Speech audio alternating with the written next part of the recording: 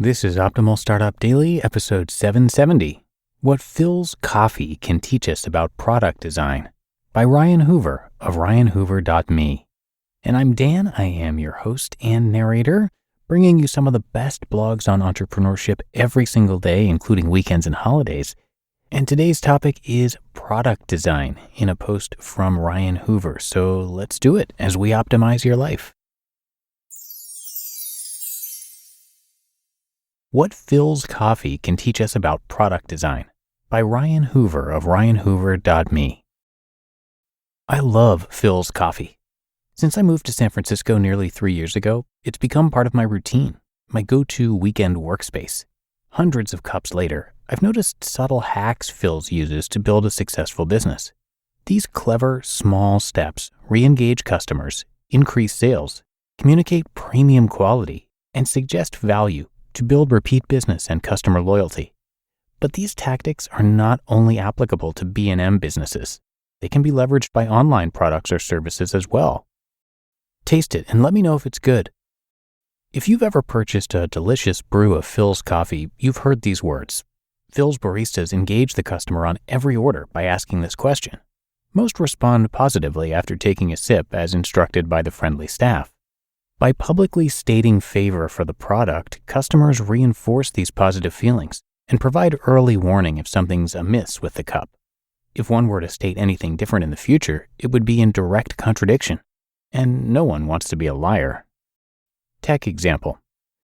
I've argued support emails are a great thing for businesses, as they validate that people care enough to reach out, but most users never take the time. Urban Spoon's mobile app uses Apptentive to proactively solicit feedback, similar to the Philz baristas, prompting users with the question, "Do you love Urban Spoon?" Those that choose yes are asked to share their love by reviewing the app in the Apple App Store.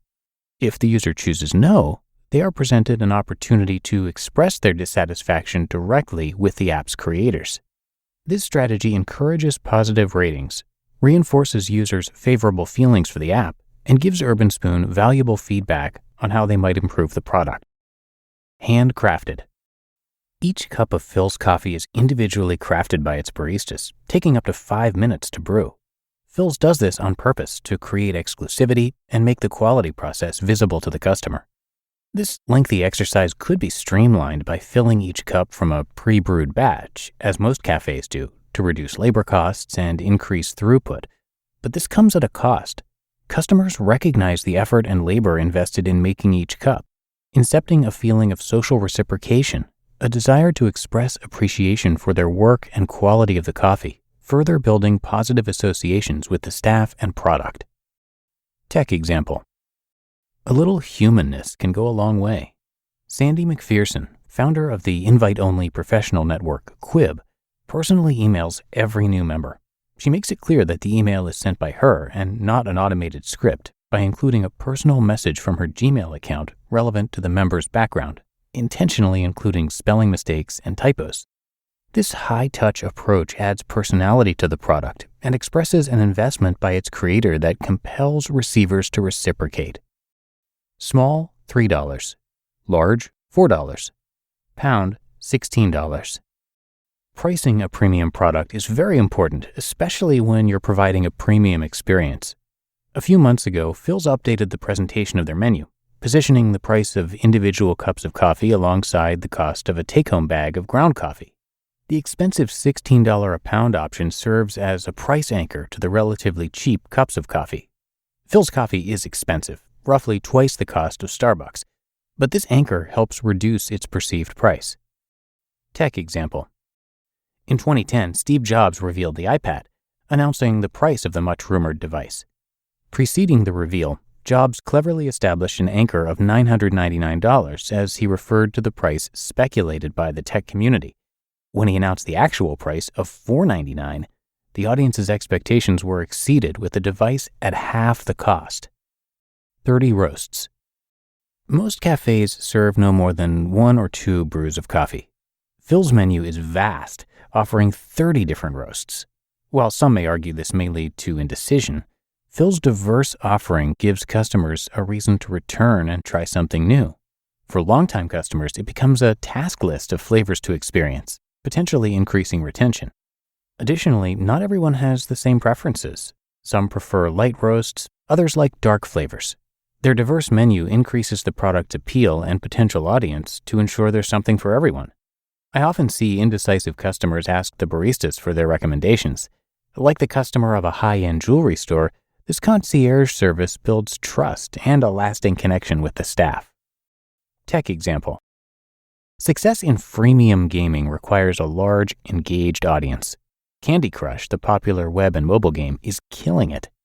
Players progress through each level on a map, likened to the board game Candyland.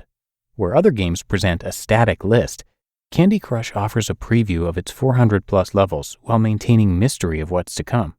Additionally, players' friends are positioned on the board, instigating conversation and social connectedness around the content of each level. $1 off refills. Little known fact, Philz discounts refills by $1 when reusing a cup. That isn't just to counter the cost of the cup itself, but is a tactic to increase repeat purchases.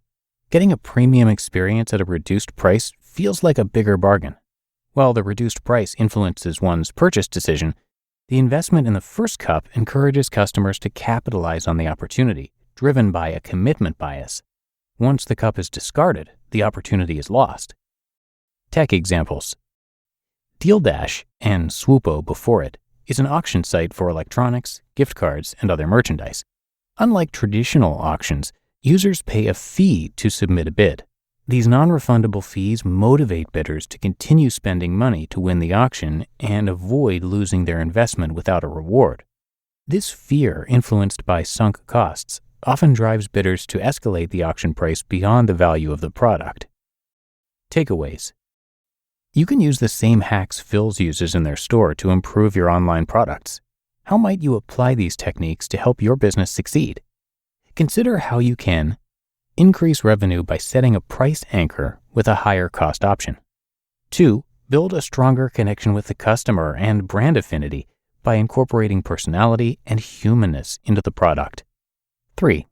Maximize appeal and retention by offering a diverse number of products or experiences. And 4. Encourage repeat purchases and desired behaviors, leveraging users' past commitments and investment in the service. None of these hacks will make your product succeed. They can only help. Ultimately, a quality product is what really matters. And Philz Coffee is the bomb. You just listened to the post titled What Philz Coffee Can Teach Us About Product Design by Ryan Hoover of ryanhoover.me.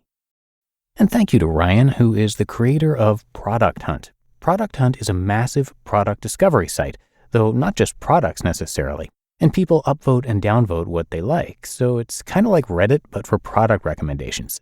He also contributed to Nir Eyal's book, and Nir is another author I narrate on this show, might sound familiar to you.